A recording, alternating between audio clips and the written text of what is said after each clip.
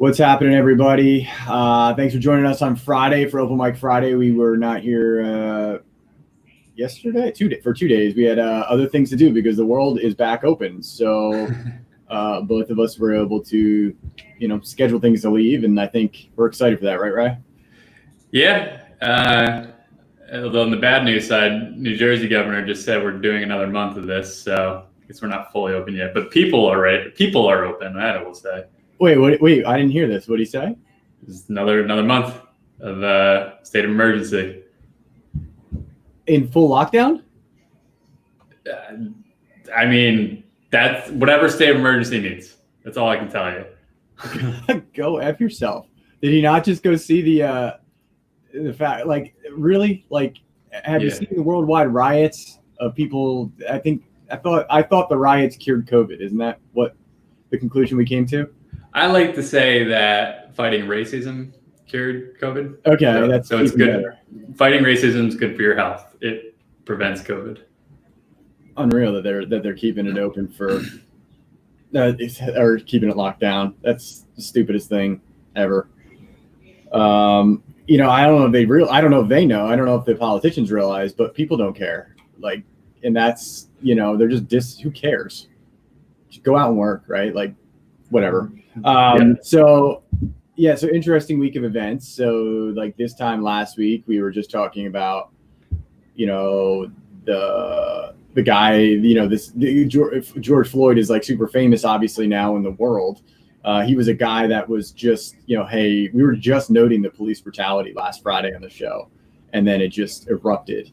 And so much has happened like this week from day one of like the riots were, just a slew of videos of people, of police like abusing people, like some really terrible videos. And then a couple of days went by, videos became less, and then all of a sudden, George Floyd's the guy who assaulted him was charged with murder. The other cops were charged. The cops were really starting to get vocal about weeding out the people the cops that were bad eggs. I don't know if you've seen lately, but cops have been charged quite frequently with any kind of abuse. They've been either fired, let go, or suspended. So it appears that people are reacting to this craziness that's happened. Yeah, I mean, people can say whatever they want about the riot, even though, all right, well, first I'm going to say most people are not rioting. Most of these protests are peaceful. So let's start there. But let's talk about the rioting that is happening. Say whatever you want about it. Change is happening right now. So I don't necessarily blame the rioters. I blame the system for nobody was listening before, right? You look at your Colin Kaepernicks and anyone else who is peaceful protesting. They were saying their message was the same exact message. It's not different. Yeah, they were just conversation pieces to choose a side over at one point, with no action really being taken. With no action. Kaepernick taking a knee, and now people are listening. So yeah, now people are listening. Yeah, I think that says something about your current setup, your current infrastructure of the government, right? Like, I'm so happy they're listening. Don't get me wrong. Like, I think it's great. What the problem is that this is what it takes to get them to listen. We should be more preventative to these types of situations. But it is great that we are seeing, cops not allowing people and citizens, government workers, everyone's standing up saying that is not acceptable. We cannot do that to people. So I think that's awesome that is happening. Yeah, I agree. So what's up, Aaron? Just saying hi. We'll see you in a few weeks. You got it. And Russell, just checking in. Nice. Appreciate having you. I think it's cool. I mean, there's some neat, the world is transitioning in not just our country, like the world right now. There's huge protests around the world. I don't know if you saw like Paris and UK and stuff. There were some big ones out there, which is great. It's crazy to me because it's amazing to me that the rest of the world is reacting to what happened in the US. Like, we don't react to what, look at Hong Kong, right? Like, we were all supportive of Hong Kong. I shouldn't say all, but people were supportive of them. But there was not protests for Hong Kong. It wasn't like this. Honestly, I feel like to the rest of the world, we're that annoying celebrity that everyone watches. We're like Kardashian. Yeah, and then like something happens to the Kardashians, and like all of America would be up in arms about talking about it and doing something about it. When it's like really like this has been happening to regular people all over the world. You know, I honestly think our country is just a celebrity country, and not in I mean, maybe in a good way. I don't know if it gets good things done, great. But like, if it's used in this sense, absolutely, I agree. Sure. Yeah. Yeah, but I thought this was cool. I saw this, the DC mayor. So they painted on allowed painting on the streets. I want to see the drone shot of this. There's kind of a snapshot here. I don't know if it has. It doesn't look real. The picture that was above it. So that's actually painted on the street. There you go. You can see it in the video now. Yeah. Huh. So they're actually painting this. So we can skip to the. My gosh, that must have taken a while. Yeah, I want to see the drone shot of it. I think the drone shot would be awesome, right? Because like, how high can you see it? Can you fly over like with a small plane, or like can you see from like a commercial like jet taking? I'm sure from when you're taking off from like DC, you could see it probably, right? Or flying in, or one or the other. That'd be cool. It's pretty big. Yeah, it's pretty big. I mean, it's something New York did. And I don't know who did it. I mean, was it Cuomo? I don't know. But basically, they just took $1.5 million out of their Apparently, every state has their own military budget. They took $1.5 billion out of the military budget and put it towards the social programs and whatnot, towards fighting the racism. So I thought that was awesome. Yeah, I think, so some of the reforms we're seeing because of this, I've noticed, is that people were saying the same thing, which it should be harder to become a police officer. There should be a test, some sort of qualifications. A moral and ethics test is what we're right. Moral ethics test, maybe more of a background check. So there's been solutions, and then another one was defund some of the police stations. Maybe that's the answer. I don't know, but like there's things happening that are in response to this that are, I think the people are liking, and it's heading in the right direction. So I think that's really important. As long as it goes the full distance, it can't just like be like a couple day reaction and then go back to normal. Like you can't, honestly, there should be way harsher penalties for abusive officers. And it'd be great if it went, because right now people are fighting for equality in terms of like a police officer should be punished the same way as a person. I agree with you in the sense of it should go the other way. They should be held more accountable for their actions because of the position. Right. I mean, they're the ones walking into the fight with a gun most of the time, and other people are not. Like literally, that's the deal. So you got to have a higher level of responsibility. And I also think it's really important now that police stations weed out the crappy, subhuman, racist people, right? So like I think if they do that and it's an outward show, I mean, call it what you want, but there should be a witch hunt for abusive police. And I mean that in like a good way, because not only will that be what should happen, but it'll heighten the police in the public's eyes. Like they're in there, taking care of their own in terms of making sure that they do what they signed up to do properly. It's so that would be interesting to see if that goes. I guess it'll depend on how much pressure is put on by in general. Like that's what it'll come down to. I think from like just a personal responsibility standpoint, it'd be really great to see, but I think it'll come down to how much political pressure is put on. Sure. Yeah. And well, we're going to see a lot of politics over the next few months here. I mean, so not to totally transition here, now that we've hit our ethics conversation, I find it so fascinating right now. I think a lot of people do, is while the world seems to be in chaos, what is going on with the market? How is the market?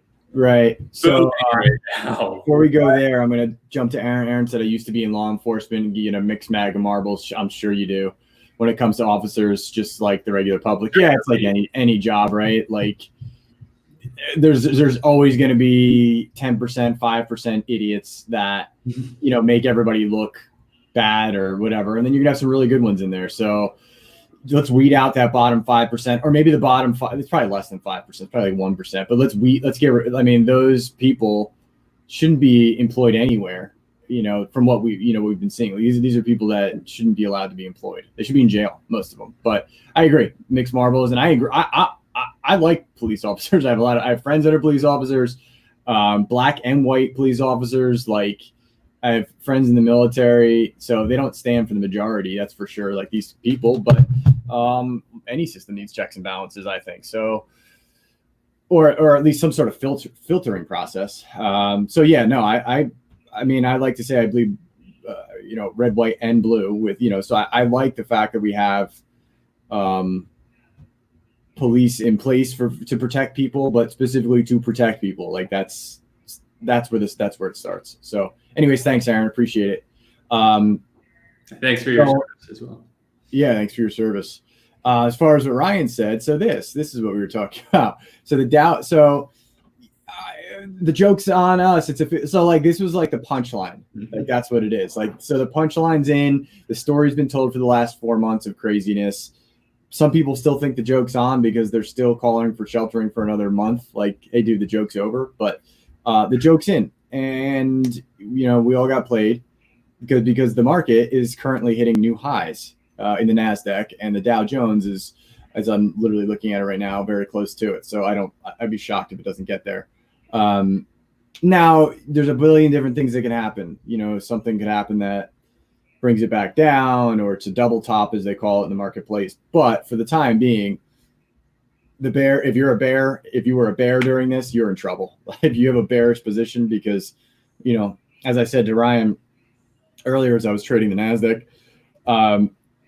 now it has since gone much higher, and I bought on the way up a little bit, but I did officially, when it first broke, I ended up buying the highs of the entire market, which when you buy the highs, you paid the worst price possible. And then I took a small loss on it. But so yeah, technically history was made today, and the joke and the punchline is in. What do you think of that?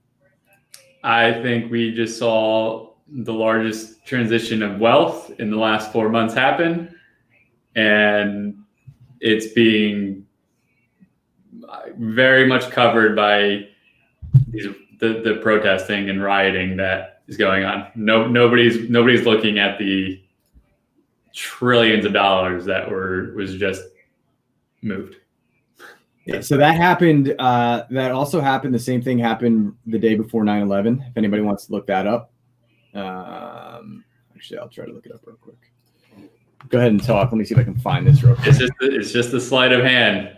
I mean, it's how it happens. I mean, I don't know how you stop it or anything, but I mean, I'm not trying to say, don't pay attention to the protests and riots. It is very important, but they're doing an amazing job of making people not pay attention to the financial transition that just happened. Yeah, here it is. Got it. So the day before 9/11, if I understand this correctly, I remember hearing this.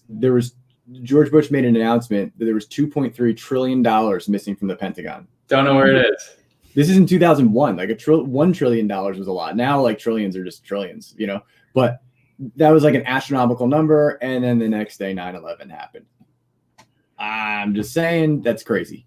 Then in 2008, we had the stimulus package, pumped trillions in, and now we haven't even begun to feel the effects of the current stimulus package of the trillion. So like every 5 to 10 years, they need to pump a couple trillion out there with an excuse, and that's what they do. So that's what they do.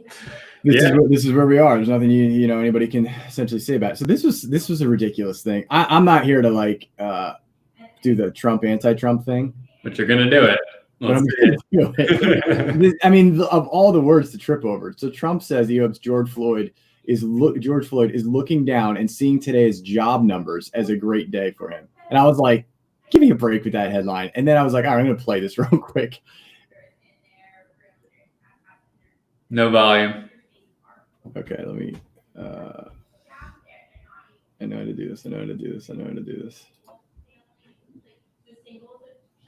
While you figure this out with Jamie, I am excited to talk shortly after this, if you want to jump into that, of what we are seeing in the real estate market in the midst of all this chaos. Okay. I would say this is a great thing. You can hear it now, right? I just heard it, yeah. We can't let that happen. Hopefully George is looking down right now and saying, "This is a great thing that's happening for our country. This is a great day for him. It's a great day for everybody. Don't look. This is a great day for everybody. This is a great, great day in terms of equality. It's really what our Constitution requires, and it's what our country is all about." I just want to finish by saying, to save the economy, we passed several pieces of critical legislation. So, yikes. Well, what? What I was mean, wrong with him saying? I don't think you talk about George Floyd, the whole situation with the economy and everything, and George, like it's not about you telling everybody, like George Floyd, you're so narcissistic with like what you think you've done in the economy that you're saying George Floyd, who just stood for the biggest racial movement like in our country has seen in like 50 years or 40 years, that you think he's looking down trying to make this a great day. Like, well, he should be happy. Like, that's what I took it as. Maybe I'm translating it wrong. I don't know. I mean, it's out of context in a way. I don't know that whole speech that he just gave, but I was interpreting that as him saying, change is happening, and maybe he is, and maybe it was just the context was terrible there. Because when I first heard it, I was like, "Oh gosh," I was like, "This is uncomfortable." I hope it is. I could not associate that headline to what he actually said. I did not, and I'm really not. I'm not a Trump defender by all means, but I thought what he said just there was fine. Personally. Gotcha. Okay. Well, your vote's in. This was an interesting stat real quick before we jump to real estate. Is 50 ATMs have been blown up in the riots. 50 people. I heard Philadelphia alone. I think it might have been. Don't know. Unconfirmed. Yeah, it looks like Philly. Yep. That's an interesting semicolon there as well. Semicolon, also man arrested on WMD charges, weapons of mass destruction charge. What? Casual. Very casually. Yeah, very casually. That kind of makes sense though. Why would, if you're going to riot, why would you not take an ATM? It's. Well, I don't know if you saw on Facebook, there were people posting, they're like, "I'm hearing explosions and they're getting closer to my house." And people were like, "Did you hear that? Did you see that anywhere on Facebook or no? I don't know if you did." So, and this was like one of the mornings when it was like, you didn't really know what was going on in the world. And find out that it was people blowing up like they were going from ATM to ATM, blowing up ATMs in the Northeast Philly is what people were hearing. Yeah. You got to have some serious. Somebody died. Somebody was killed blowing up an ATM.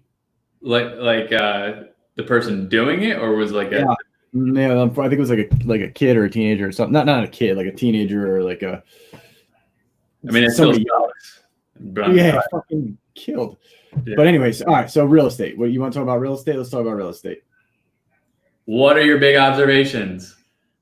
I know what mine are. So far, I'm noticing that it's starting to move again. In terms of like activity, I would say. From a lending perspective, it's been stop and go. I think lenders are still trying to figure out what they want to do, but I'd say there's like a transition towards maybe more money starting to come back a little bit. But the overall is that I haven't seen anything to tell me that there won't be some demand and a good bit of sales in the near term future at this moment. What are you saying? Yeah, I was just going to say nothing's changed. Yeah. There's really nothing to report, actually. In fact, I'd say that over the last 3 months at this point, like,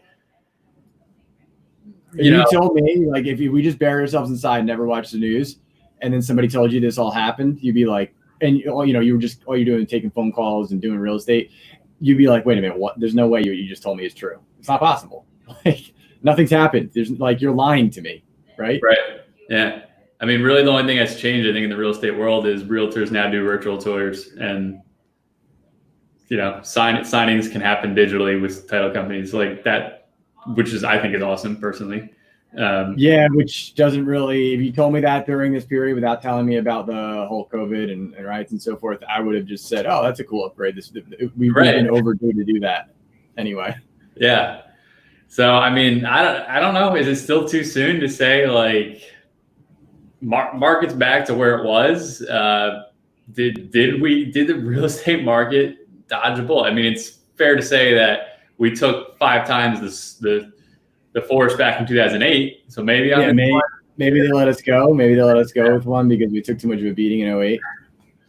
Maybe that would be unfortunate for people in the industry that have not experienced 2008 because they didn't really get to feel what it's like. So they're going to be double now because that, it's the same thing as like when somebody does something wrong and then they get out of trouble, like a celebrity or something, and they feel like they're, untouchable. They can go do it again. Oh, but no, but you double down or you triple down and you get more flagrant and about it. So like you could see that if the real estate market doesn't feel this at all, and I mean at all, like, yeah, I get it. Some, April was tough. Some realtors didn't sell some stuff, but like that's not 2008. If that happens over the next, we come out of this unscathed, that will happen. People will be like, yo, the market can't crash, dude. And you see what happens. They're gonna be like, the Fed props everything up. You can't fight the Fed. It just goes up and up and up. You just buy. Like you will have a lot of that mentality going, which is not wrong. No, they're not wrong right now. Yeah, right for now. Sure not now. Yeah. They're not wrong. It's like it works until it doesn't, right? It's one of those kind of things. Yeah, it'll just accelerate itself into oblivion, like basically. I mean, here's my theory, and we'll play this video if I'm right. Basically, I think what we just proved is that we can transfer wealth faster than we've ever been able to do before. So the wealthy are not going to wait another 10 years to do this. It's going to be either like a 5-year period or a 2-year period before we see our next holy shit, the world's on fire moment. I don't think it's going to be as long. I think they're going to keep transferring this wealth just over and over. Yeah, or what they needed to do was, because they're prepping for whatever they're prepping for, they needed to transfer. Like they're like, all right, we've got to shift this much wealth. The only way we can shift it is with this kind of moment. So, all right, you need your money back. You need your money back. All right, you need yours. And then like everybody gets their money back. They needed to get their money. Now, like the wealth is protected, quote unquote.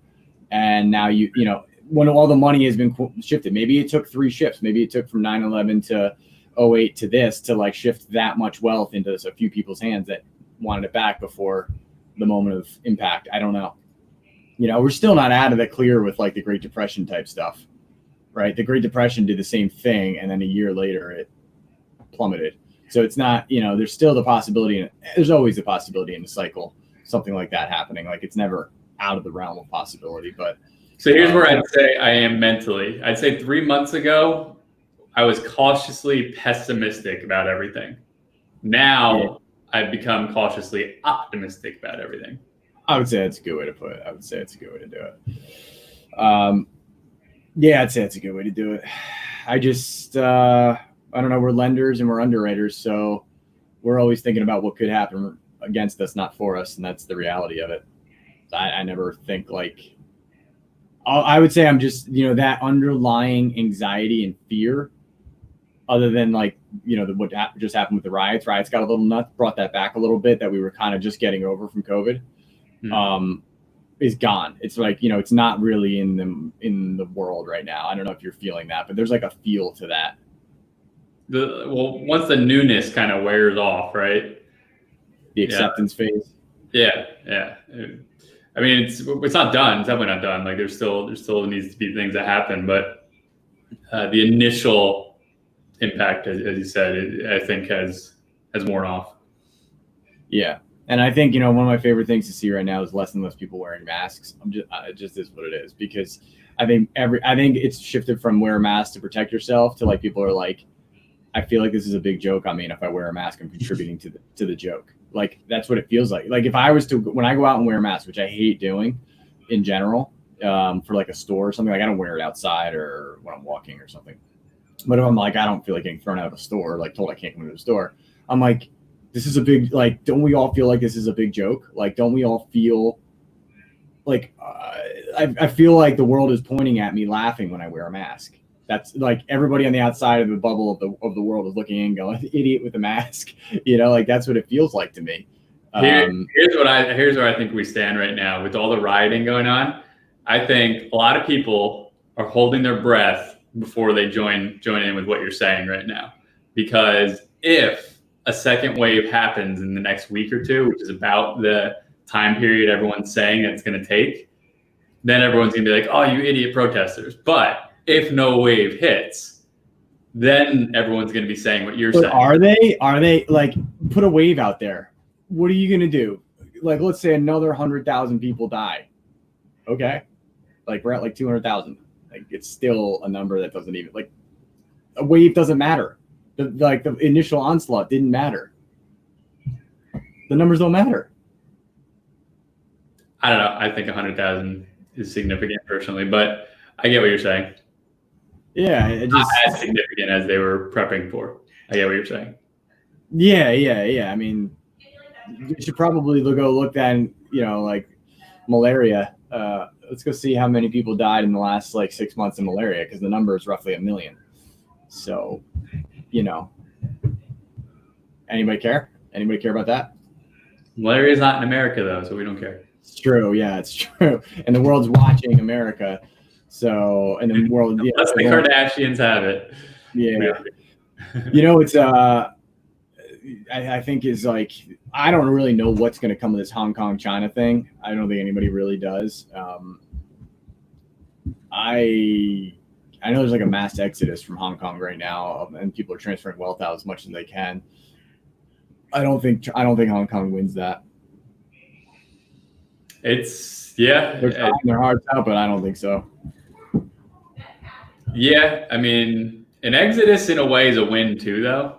Like if they all just leave and say, "Forget it, we're not going to be a part of you." If you can get everybody out, but I feel like there's like, unfortunately, what that does is that prioritizes the wealthy, and like, if you don't have money, like it's harder to have the resources to pull out of there and get. Sure.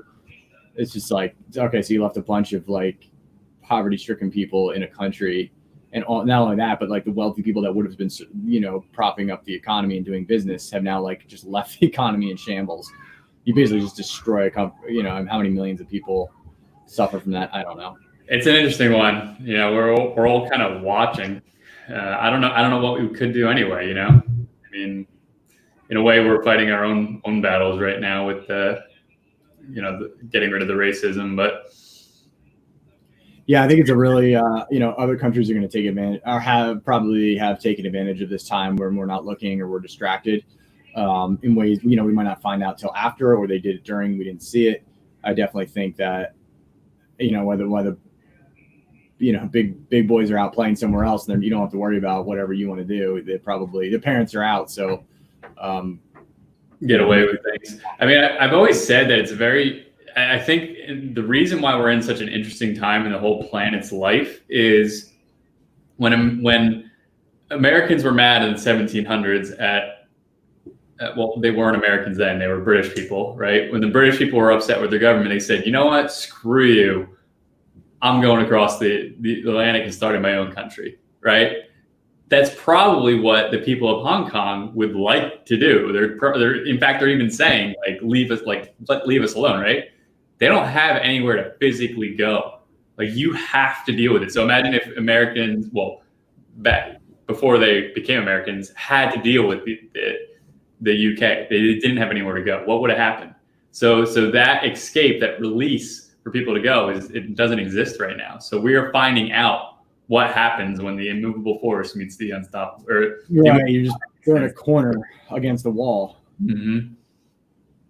And I guess that's probably why the riots are lasting, and protests are lasting so long, because like they've just been pushed into a wall. They haven't been pushed anywhere else. They can't be pushed anywhere else. It's a good point. They're physically trapped. Yeah, physically and emotionally, really. So yeah, I wonder what that's like living in that culture. Like, you get a feel when things shift under our feet, when the sand moves, with like COVID and the riots and stuff, like how that feels. I wonder like what the mental adaptation process is over a long period of time, right? I mean, it's got to be similar mental effects of like living in a war zone, right? The countries that like. I mean, it is a war zone in a way. Yeah, right. And I wonder if it has like the same mental process. I'm sure there's a process for people living in a war zone, like, the fear, from what I understand, there's like the fear, and then there's like always that underlying concern, but you try to bring yourself back to some form of normality or some sort of kind of life to live. Like there's always stories about like, people that really focused on doing their day-to-day stuff when you're hearing bombs in the background, going on. Or the air raids, right? Yeah. Yeah. So like, I wonder like what that mental process becomes. Speaking of, I mean, I guess it's kind of a good, tomorrow is D-Day. So, just honor and thank you to all of our insanely brave soldiers. What was that, 75 years ago? More than that now. The D-Day soldiers who went out there. So just giving them a quick shout out. That's tomorrow. And I think we can wrap up this week, and and then this time next week when we do open mic, you will be a different man. It will be. We're probably not going to have a show on Thursday. No, let's say that. So I'll be live streaming the whole thing. This hand's going to look a little different. That'll be my hand. Okay. What else you got? Anything else? No. I think we're good. Keep at it, everyone. Keep fighting the good fight, and the world's gonna be a better place. All right. See ya. Thanks, everyone. Oh, wait. Hey, still good? Aaron, if you're still here, Aaron, email me your. What's that? Aaron and Russell. If either of you guys are still here, please email me your address and t-shirt size, and we will send you some free swag. Congrats, guys. Thanks for watching.